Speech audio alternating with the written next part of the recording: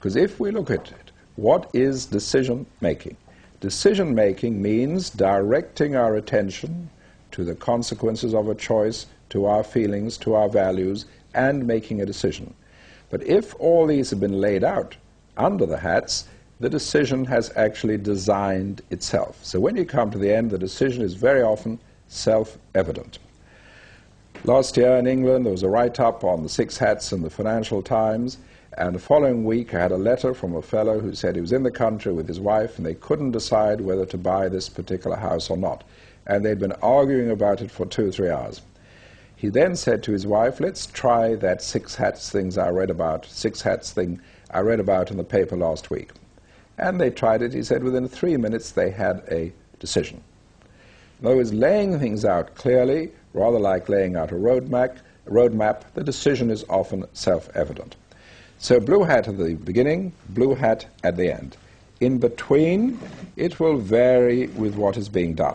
For example, if you are assessing something, then you would start with a yellow hat, because if under the yellow hat, when you're making your strongest effort to find benefits and values, if you cannot find many benefits and values, that is the end of it. There is no merit in that idea. You don't even need to use the black hat. But if under the yellow hat you find lots of benefits and values, and then you come to the black hat, and now you find lots of problems and difficulties and so on, at least now you're motivated to overcome those problems because you have seen the benefits. But if you start off with a black hat before you've seen any benefits and you find a lot of problems and difficulties, you're going to dismiss that idea without ever having explored the benefits. So in general, in assessment, it makes sense to start with the yellow hat. After the black hat, you may then use the green hat, even if you're using it elsewhere, to see how you can overcome some of those difficulties. Some of them you can immediately say we can overcome so-and-so. Some of them you can't. You have to note the ones you can't, come back to it later, think about that particular point. If it's a neutral situation, after the first blue hat, you may want to use the white hat. Let's lay out the information. Then you may want to use the green hat. Let's think of alternatives, possibilities. Then you may explore those alternatives and possibilities with a black hat and with a yellow hat on each of them. If it's a situation where you believe that there are strong feelings, strong emotions, after the first blue hat, you may want to use the red hat. For example, before the elections in South Africa, they asked me to teach the 6-hat system, the framework, to the heads of all the peace accord committees in the different townships in South Africa, and they had to solve all the local problems, and they always would start with the red hat. Let people sound off, let them express their feelings, let them express their emotions, and then there was no need to try and feed these into everything for the rest of the meeting. So in that case, you start with the red hat. Get your feelings out on the table. You can use the red hat later. Later, you can feed in a red hat to see if the feelings have changed or if they are still the same. So, red hat. There wouldn't be any point in starting with the red hat if there were not existing feelings, because you wouldn't ask people to adopt feelings if they were not already there.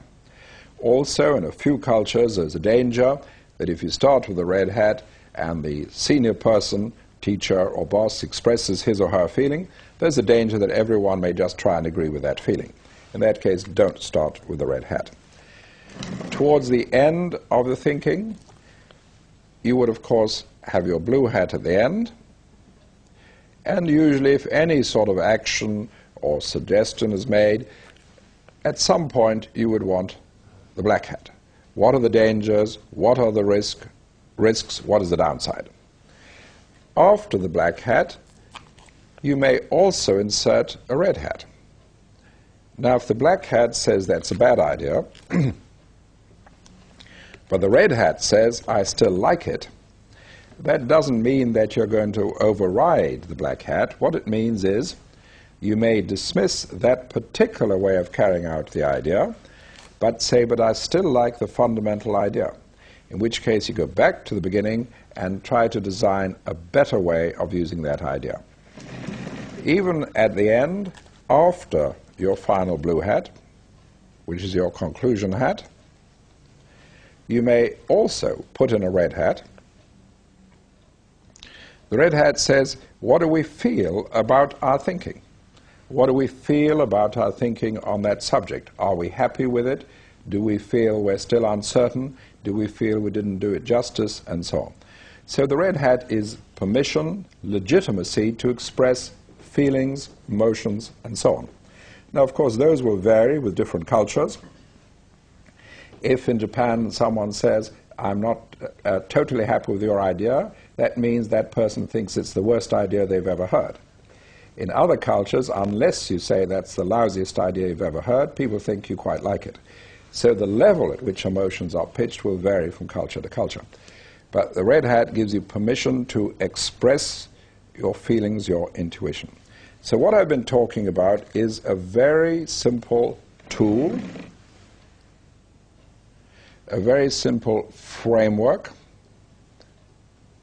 so that instead of trying to do everything at once, we separate things out and do them one after the other. This is not difficult to do. There are many hundreds, thousands of schools using it from the age of 5 up, not just up to adult, but up to adults in very senior positions. I just mentioned one example before. For instance, another example is Prudential Insurance in the United States, by far the biggest insurance group in the world.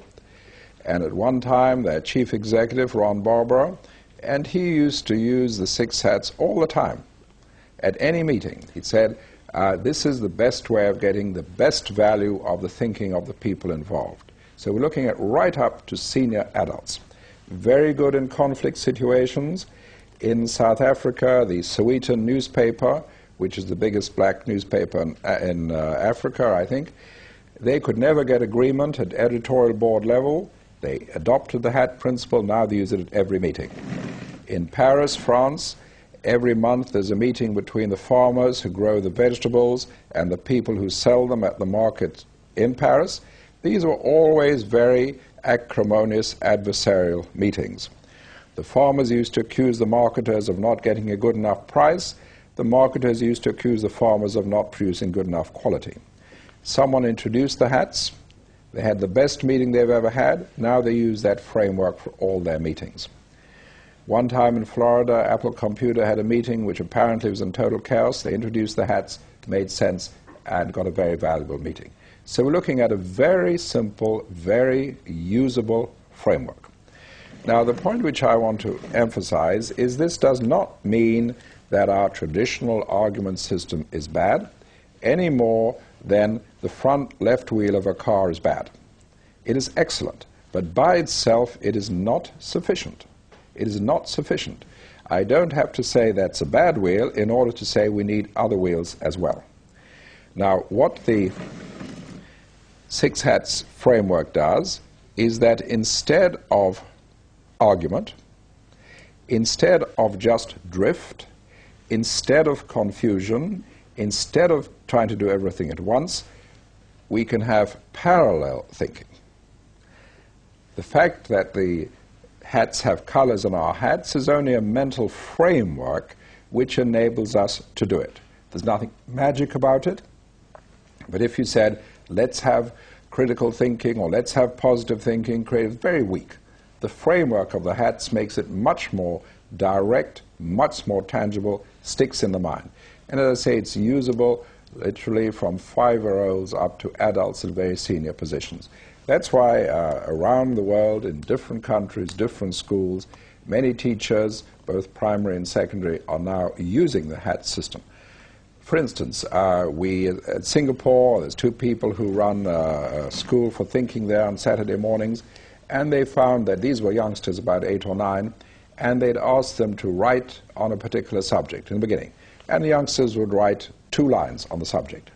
Once they had the 6 hats framework, they would write 40 lines on that subject. Huge changes, because the hats allow you to scan your experience much more fully, as I said with the explorer going into a situation. So we're looking at a framework which works very well, a simple tool that is increasingly widely used. And now I'm coming to the end of my talk, and I'll take some of the questions you may ask and try and answer them. So at this point, I'm going to stop my talk, and just to say that I've been looking at, indeed you've been looking at with me, a very simple framework for parallel thinking, constructive thinking, creative thinking, cooperative thinking, called the 6 thinking hats. So now I'll take some questions.